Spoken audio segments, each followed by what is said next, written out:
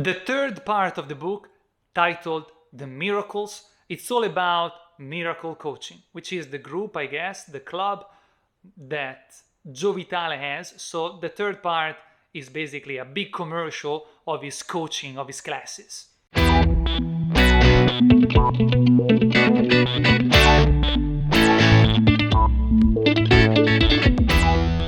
Even in this third part, if you want to, you can find valuable content.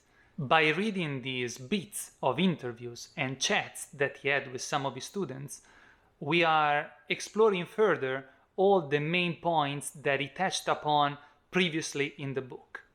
As each video of mine, I'm not trying to prevent you from reading the book. I am encouraging with this video to read the book. My videos are no substitution for the experience that you can have by reading the book yourself.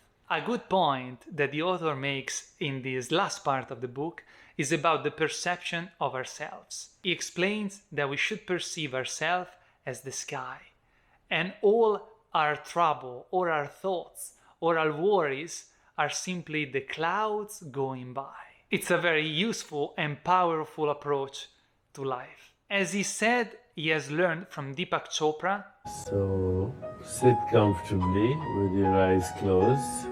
Everything that we believe to be external, it's an illusion. Allow your mind to become one with your breath. Pick it up, groove. Nothing exists that's external, including people. As BillHicks says, we are the universe experiencing itself subjectively. We are the projection of ourselves.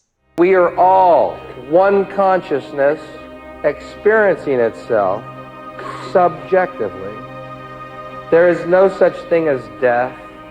Life is only a dream, and we are the imagination of ourselves. Another point that I found particularly useful for myself especially is that everything that we don't like in somebody else are those characteristics that we don't like in ourselves. Because as they explain, everything on the outside is the projection of ourselves. We have to take responsibility for everything that happens in our life. He explains, the energy arrives to me, it goes through me, I filtrate it through my beliefs, and I create the results. But the results are not objective.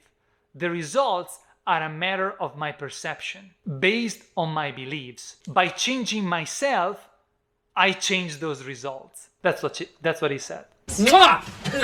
We gotta let others be as they are, because they are only a projection of ourselves. The entire world is within us, and by healing ourselves, we're healing the world. Heal the world. He also touches upon the counter-intention, which is that intention that sits in our subconscious mind and often defeats the intention that we have in the conscious mind. The easiest of the examples is when at the beginning of each year we tend to sign up for the gym and then we don't go. I personally had an experience exactly like it. I signed up paying ahead of time for an entire year back when I was a salesman, ending up going out of 365 days in a year only 3 times. And after time, I changed myself to the point that I became an accomplished marathoner. You're a marathoner! My best time is actually 3:02. I did not qualify for Boston. Our second place Yeah. overall finisher in our marathon today,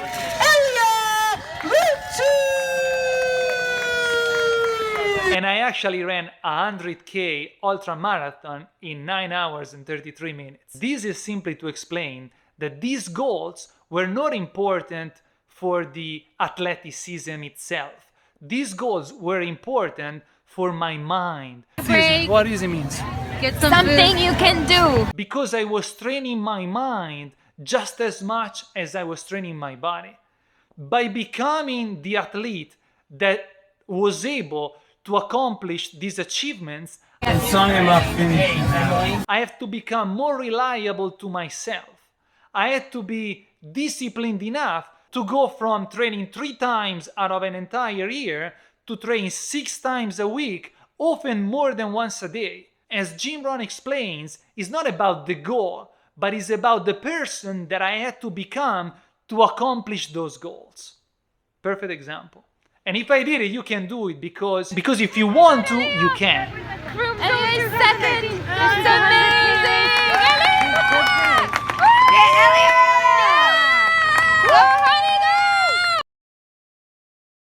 He also talks about how to attract money. Be better with books. This video has been brought to you By us at Real Estate Helpful Solutions. We Buy Houses, Helping People.